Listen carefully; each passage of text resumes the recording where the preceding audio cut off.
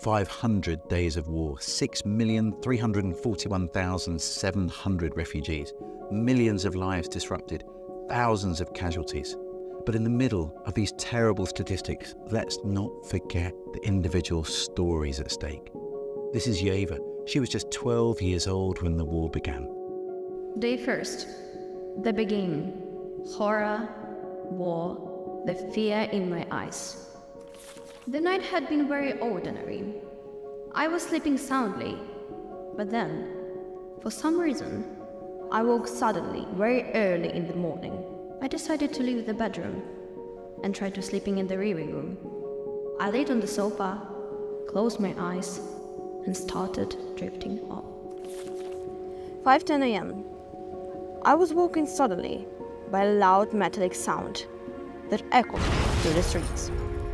At first, I thought it was a car being crushed into scrap metal, which would have been weird because I don't live near a scrapyard. Then, I realized it was an explosion. I saw that Granny was standing by the window, looking toward the Russian border. She was watching missiles flying over the fields.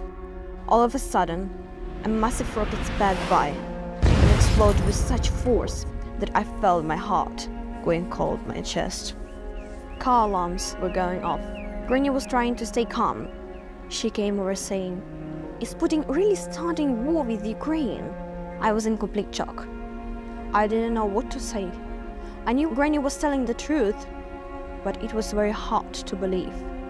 I've grown up hearing about the war, but I've never been in one. I was terrified. We didn't have time to think.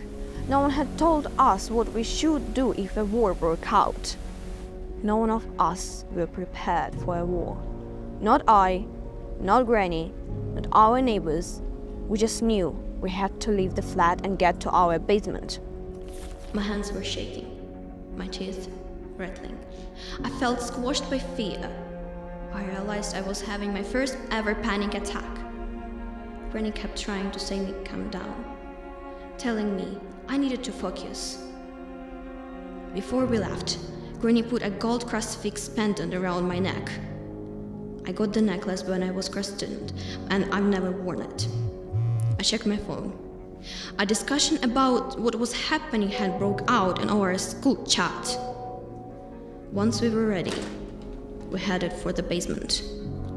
When we got inside, I started having the panicky feeling again. I couldn't breathe. The war had begun. I can't stand the word refugee. I never could. Inside, it made me feel ashamed to admit that I don't have a home. It's felt unbearable ever since we fled our flat to go to the basement. My dream is that someday, soon, we'll have our own place again.